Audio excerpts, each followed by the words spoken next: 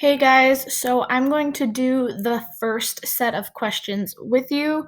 We're going to be identifying some of the most important parts of a quadratic function, which is called a parabola. So, and all of these questions, there's four for each, I think. They're going to be in a different order. So my first question asks about maximum and minimums. Yours might be a different one, but you'll see it as I go through this example. So this question asks, is the vertex a maximum or a minimum? And if you go back to the notes, we know that the vertex is the turning point of the parabola. And if it's a maximum, it's at the highest point. If it's a minimum, it's at the lowest point. Okay, so I see that my turning point is right here, and it's the lowest part of the graph, so it's a minimum. Okay, the second question. What is the equation for the axis of symmetry? Well, the axis of symmetry is the vertical line that divides the parabola in half. And that's always going to go through the vertex. So again, I can see that the vertex is here. If I was to draw a line that cut this in half, it would go right through here. So right where you see my arrow kind of going up and down. And we could see that happens at 1. So this is going to be x equals 1. What is the vertex? So you're actually going to type this answer in as a coordinate point. Please don't forget your parentheses. Again, we can see the vertex is right here. Always start at 0 and go left or right first, and then up or down. So I see to get to the vertex, I have to go 1 to the right.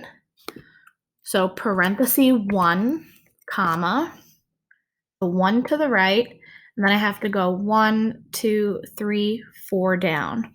I'm going to put 4. Now you see this space that I put here?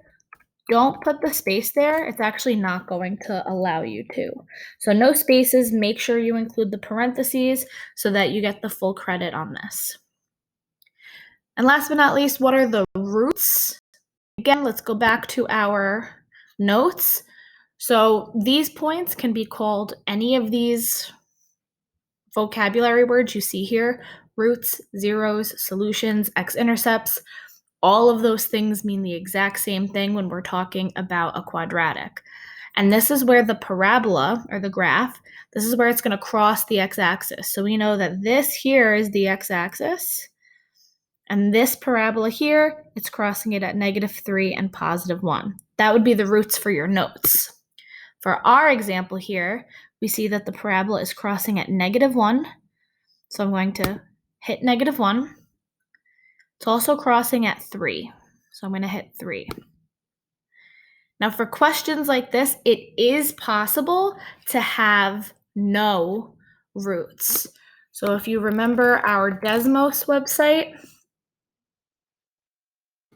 if the parabola does not cross the x-axis, it's not going to have any roots. So here's an example. If we did y equals x squared plus 2.